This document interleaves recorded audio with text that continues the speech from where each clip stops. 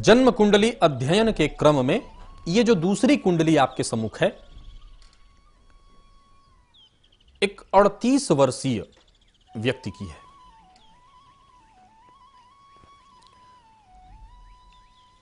एक बुराई की अगर कल्पना की जाए तो कहां तक की जा सकती है? मुझे तो ऐसा लगता है कि आज जिस व्यक्ति की मैं जन्म कुंडली का आपके सम्मुख अध्ययन अभी करने जा रहा हूं, इस व्यक्ति के पास बुराई भी आकर के शरण पनाह मांग जाए। लोग कहते हैं कि प्रायः दूसरे के बच्चों को लोग बिगाड़ते हैं या गलत सीख देते हैं। यह व्यक्ति खुद शराब पीता है और अपने 5 से 6 वर्ष की उम्र का बालक उससे शराब का मांगना, उससे निकलवाना और यह कहना कि बेटा अभी नहीं। बच्चा पूछता कि मैं भी पी लूं, तो पिता कहता है कि बेटा थोड़ा दिन रुक जाओ, फिर मैं अपने साथ बैठा करके तुम्हें पिलाऊंगा। कल्पना कीजिए कि क्या बीतती होगी उस मां पर जब अपने बच्चे को यह करते हुए देखती है। साथ ही अंत यही नहीं, इस व्यक्ति ने, चूंकि यह कुंडली जो है एक महिला ने लाकर के दी, उसकी पति की यह कुंडली है। वर्तमान समय में ये लोग दिल्ली में निवास कर रहे हैं।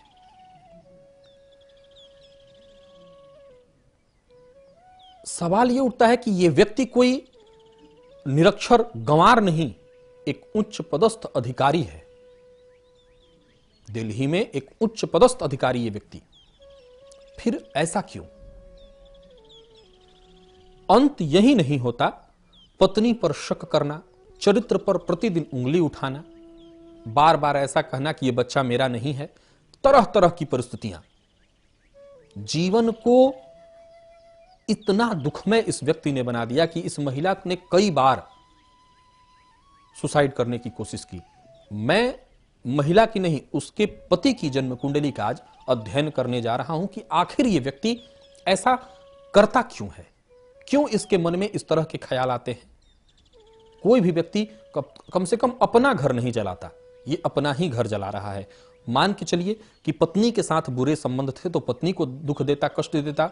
वो बच्चा जो पूरी तरह से अबूझ है, जिसको कोई ज्ञान नहीं है, जो अभी 5-6 वर्ष का बालक है, उसको ये ज्ञान देना, मुझे लगता है कि एक बार सबसे बुरा जो व्यक्ति होगा वो भी शर्म कर जाए कि नहीं, ऐसी गलती तो मैं नहीं करूंगा। आइए देखते हैं जन्म कुंडली और ढूंढते हैं कि क्यों, कौन सा पाप इस व्यक्ति के मन पर छाया हुआ है, क्यों इसके मन में ऐसे विचार आते हैं। देखिए, ये 9 नंबर से कुंडली प्रारंभ हो रही है, अर्थात धनु लग्न। धनु लग्न का मालिक कहां बैठा हुआ है? जहां इस कुंडली में 2 नंबर लिखा है, लग्नेश, रोग, रिपु और ऋण भाव में। मैं बार बार कहता हूं कि जब लग्न का मालिक 6वें, 8वें, 12वें भाव में चला जाए तो यह बहुत बुरा होता है, क्योंकि लग्नेश कहां चले गए? तो रोग भाव में। अब लग्न से यहां से अगर आप गिनिए, बृहस्पति जहां पर बैठे हैं वहां से अगर 9 नंबर तक जाइए तो 8 होगा। देखिए, 9 से जब आप गिनेंगे तो 8 और 9 नंबर से यहां पर आएंगे तो 6। इसको षडाष्टक योग कहते हैं, ये एक दुर्योग है। तो लग्नेश जब 6वें भाव में आए तो अपने आप एक दुर्योग बन जाता है, जिसका नाम है षडाष्टक योग, पहला।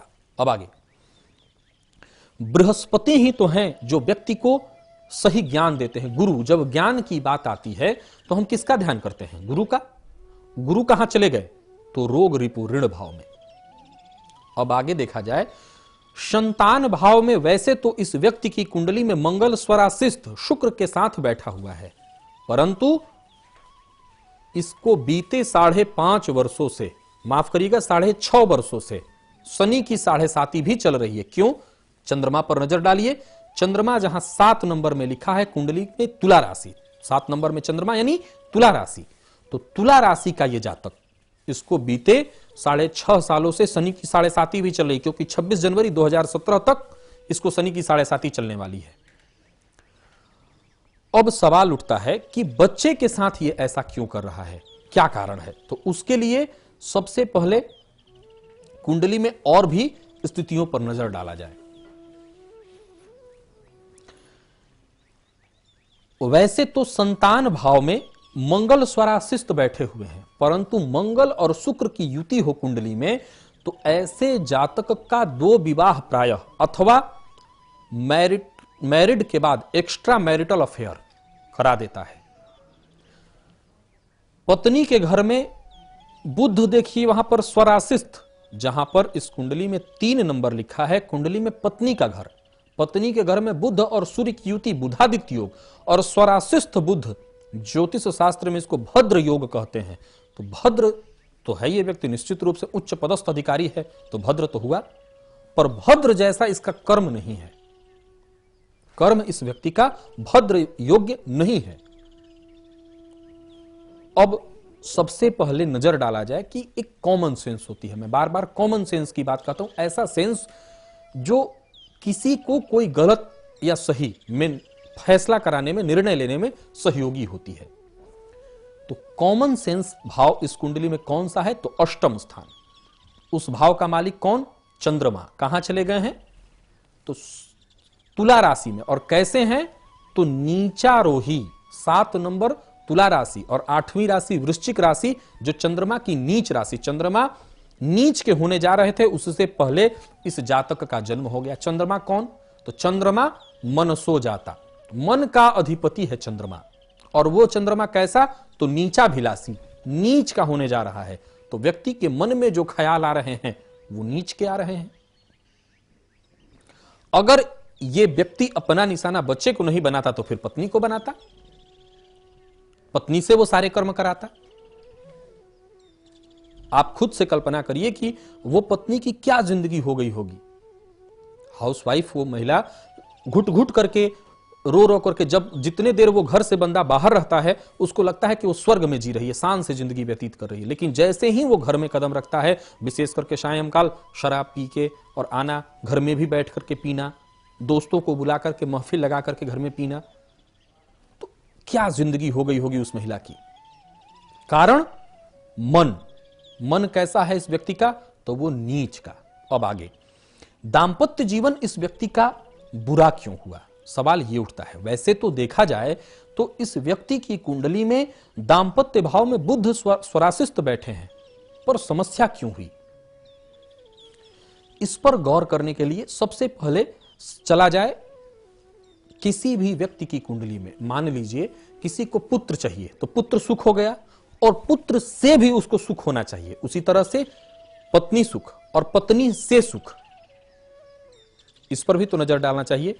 तो पत्नी से तो सुख इसको है क्योंकि पत्नी के घर में ही भद्र योग बना हुआ है, लेकिन पत्नी से सुख, तो पत्नी से सुख का मालिक चंद्रमा नीचाभिलाषी। तो कहीं ना कहीं मुझे ऐसा लगता है कि इसके मन में कोई टीस, कोई बात चुभी हुई है, और उस सब का बदला वो बातचीत न करके पत्नी से, बच्चे से वो बदला निकाल रहा है। ऐसे प्रायः लोगों को मैंने देखा है।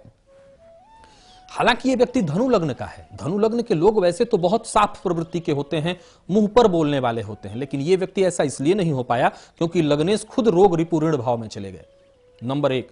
नंबर 2, कहीं ना कहीं इस व्यक्ति के मन में संशय, भ्रम बना हुआ, और उस भ्रम में खुद ये जी रहा है, और साथ ही साथ उसका बदला वो बच्चा और पत्नी से ले रहा है। पत्नी को ऐसा लग रहा होगा कि ये क्यों ऐसा कर रहे हैं, लेकिन कहीं ना कहीं ये बदला ले रहा है। दुख नुकसान हो सकता है, कोई बात इसके मन में बैठ गई होगी। अब ये तो इनका खुद का अंदरूनी विषय है, लेकिन कोई ऐसी बात इसके मन में बैठी होगी और उसी का बदला। क्योंकि ऐसा एकदम से बुरा व्यक्ति नहीं था, क्योंकि जब इस लड़की से मैं मिला, के ससुर से यानी कि लड़की के पिता, दोनों लोग मेरे पास आए थे, और उन दोनों लोगों ने बताया कि नहीं, हम लोग जब विवाह की बात करने गए थे, व्यक्ति को, लड़के को देख करके जब मेरे यहाँ ये आया था विवाह के लिए, लोग देखते रह गए थे कि क्या दामाद मैंने पाया है। लेकिन आज उस दामाद की बुद्धि देख करके समझ में नहीं आता कि कौन सा पाप मेरी बेटी ने किया था, कौन सा कर्म किया था जिसके चलते ऐसी उसकी जिंदगी हो गई। अब इस व्यक्ति की कुंडली में देखा जाए तो एक चंद्रमा को और दुर्योग बन गया है। वैसे तो चंद्रमा को केमद्रुम योग तब लगता है जब दोनों तरफ कोई ग्रह न हो, लेकिन कई ऋषियों के मत में यह बात भी है कि चंद्रमा के दोनों तरफ राहु, केतु और सूर्य के अलावा कोई ग्रह न हो तो किमद्रुम योग बन जाता है। तो चंद्रमा मन ही कहीं ना कहीं इस व्यक्ति का विक्षिप्तावस्था में है, मन में कोई ऐसी बात बैठ गई है और उसका ये गलत तरीके से उसको चाहे वो पत्नी को परेशान करना हुआ, बच्चे को परेशान करना हुआ। मुझे ऐसा लगता है कि प्रायः मां बच्चे को लेकर के ही दुखित होती होगी। उसकी एक कमजोर नस है उसका बच्चा, और वो बार बार मां को, पत्नी को दुखित करने के लिए बच्चे को परेशान कर रहा है, बच्चे को ऐसी लत दे रहा है जिससे मां दुखित हो, टेंशन में आए। और वो हो रहा है, वो जैसा चाह रहा है ठीक वैसा ही हो रहा है। अब सवाल ये उठता है कि इस तरह की परिस्थिति में निष्कर्ष क्या निकाला जाए। जब व्यक्ति का मन ही इतना पीड़ित हो, विक्षिप्त हो, उसको ठीक कैसे किया जाए? कौन सा यंत्र, कौन सा तंत्र, कौन सा रत्न उसको धारण कराया जाए? और मुझे लगता है कि सवाल सबसे पहले एक आता है कि क्या रत्न, यंत्र और तंत्र का प्रयोग करने से इस तरह की घृणित मानसिकता वाला व्यक्ति, इस तरह का विचार जिसके मन में उपज रहा हो, उसको आप बदल पाएंगे? पति और पत्नी का जो रिश्ता होता है वो ऐसा होता है कि वो सिर्फ और सिर्फ विश्वास पर टिका होता है, और अगर वहां विश्वास न हो तो दाम्पत्यम अनुकूलम चेत किम स्वर्गस्य प्रयोजनम, दाम्पत्यम प्रतिकूलम चेत नरकम किम गृहमेव तत्। दाम्पत्य जीवन यानी पति पत्नी का जीवन अगर अनुकूल हो तो स्वर्ग का क्या प्रयोजन है? स्वर्ग वो घर है, उस घर में स्वर्ग समझ लीजिए। और दाम्पत्यम प्रतिकूलम चेत, पति कहे पूरब तो पत्नी कहे पश्चिम, पत्नी कहे पश्चिम तो पति ठीक पूरब, यानी प्रतिकूलता, दोनों का मतभेद हो, तो नरक ढूंढने कहां जाना है? वो घर ही नरक है। इस व्यक्ति के लिए सबसे पहले जरूरी है कि इसका काउंसलिंग किया जाए। कोई अगर इसके मन में बात बैठी हुई है तो उसको दूर करने की आवश्यकता है, क्योंकि इस तरह से वो खुद की भी जिंदगी खराब कर रहा है, पत्नी की भी जिंदगी खराब कर रहा है, और बच्चे की तो हो ही रही है। सबसे ज्यादा जरूरी है कि इस व्यक्ति की काउंसलिंग की जाए। कोई कितना भी बड़े पोस्ट पर पहुंच जाए, लेकिन सबसे ज्यादा जरूरी यह होता है कि उसका विवेक कितना सही काम कर रहा है, उसका कॉमन सेंस कितना काम कर रहा है, उसका डिसीजन कैसा है। उच्च पदस्थ होने से कुछ भी नहीं होता। तो जरूरी है कि इस व्यक्ति का काउंसलिंग, पति पत्नी को दोनों को बैठा करके इसका काउंसलिंग किया जाए, सही दिशा दी जाए। अगर मन में कोई भ्रम है तो उसको दूर किया जाए, तभी जाकर के इस समस्या का हल हो सकेगा। वर्तमान समय में इस व्यक्ति को शनि की महादशा चल रही है, और वो शनि कहां बैठे हैं? तो अष्टम स्थान में, मृत्यु स्थान में। साथ ही 7.5 भी इस व्यक्ति को चल रही है। तो जितना जल्दी हो, अगर ये पहले तो काउंसलिंग की आवश्यकता है, जब तक कि काउंसलिंग इस व्यक्ति की नहीं होगी तब तक कोई भी उपाय काम नहीं करेगा। साथ ही इस व्यक्ति के द्वारा, अथवा अगर ये नहीं करता है तो पत्नी स्वतः संकल्प लेकर के दशरथ कृत शनि स्तोत्र का पाठ करे, शनि मंदिर में भगवान शनिदेव के ऊपर तेल से अभिषेक करे, पीपल के वृक्ष के नीचे तिल तेल का दिया जलाए और शनिवार के दिन जल चढ़ाए पीपल के वृक्ष में।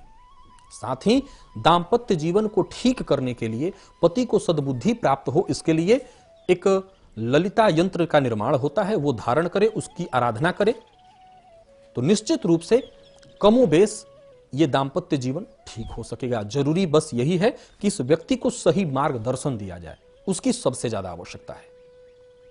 तो ये थी एक 38 वर्षीय व्यक्ति की जन्म कुंडली, जिसका मैंने आपके सम्मुख अध्ययन किया।